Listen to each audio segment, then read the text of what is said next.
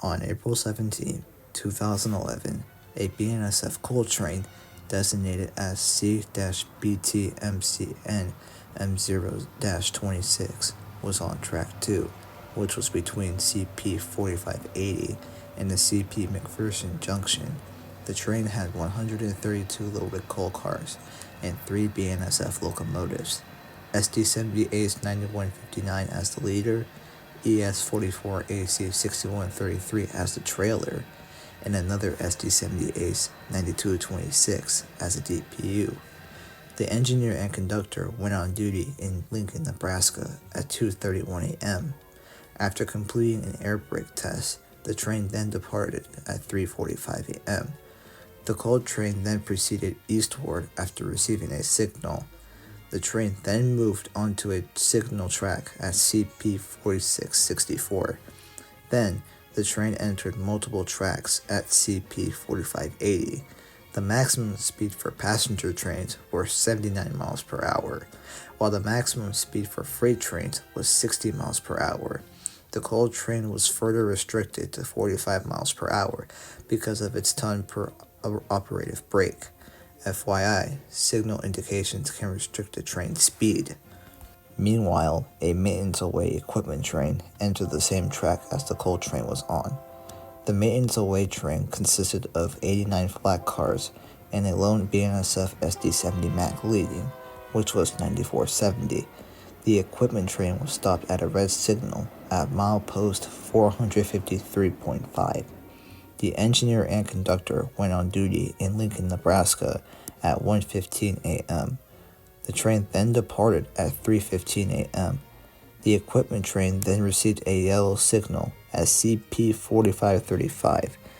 Then, at milepost 450.38, the equipment train continued at a restricted speed. The coal train was due to stop directly behind the maintenance train.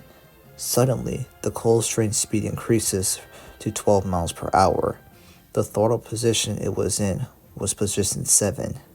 When the coal train passes through the red grade signal, the speed reduction and consistency which the engineer had applied at milepost 449.4. After reaching the 0.6 grade, the coal train's speed increased from 11 to 23 miles per hour. The last 15 minutes before disaster had struck, there were several throttle adjustments. The last remaining throttle was positioned at 4. 4 minutes and 56 seconds till 7 o'clock. It happens.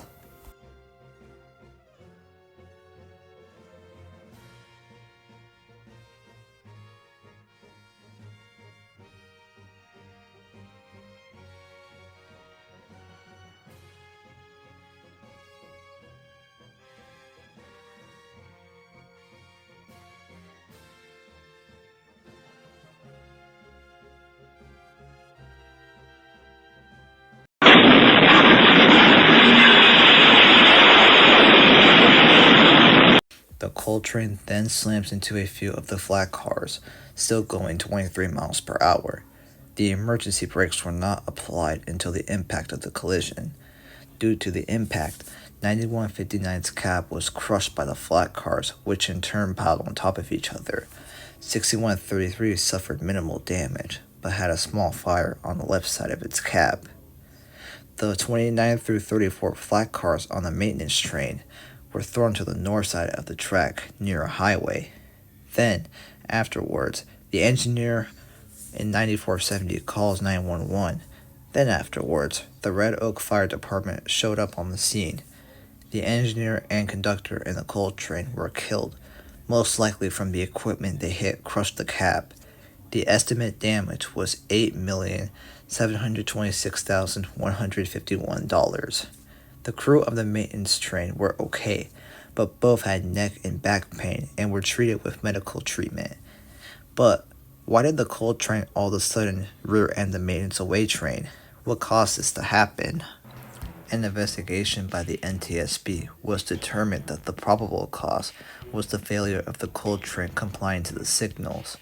The crew of the coal train was 100% required to operate in accordance within the restricted speed. Apparently, the coal crew had fallen asleep due to fatigue. The reason they had been fatigued in the first place was because of their irregular schedules and medical condition. The result of the investigation causes the NTSB to send recommendations to the FRA. Intermediate signals are located on both main tracks. Signal systems data showed that the signal had indicated red. Investigators had also obtained the cellular device used of the coal crew. However, it indicated that both crew members did not use their cell phone while on duty. There was also an alert or reset button in the cab. The crew were supposed to press the button every 2 minutes. However, the crew were not aware enough to what was ahead of them on the line. 9159 suffered substantial loss to its occupied space. Despite having fire damage as well, the locomotive was repaired and put back into service. However, it was renumbered 8749 because one of the family's victims requested it to be changed to that number. 6133 was also repaired.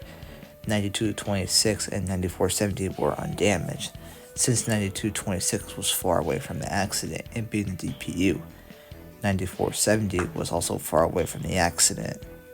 Falling asleep on duty while working for a railroad company can have catastrophic results, like a train wreck. Rest in peace to the 2 crew members in 9159. Thank you guys so much for watching.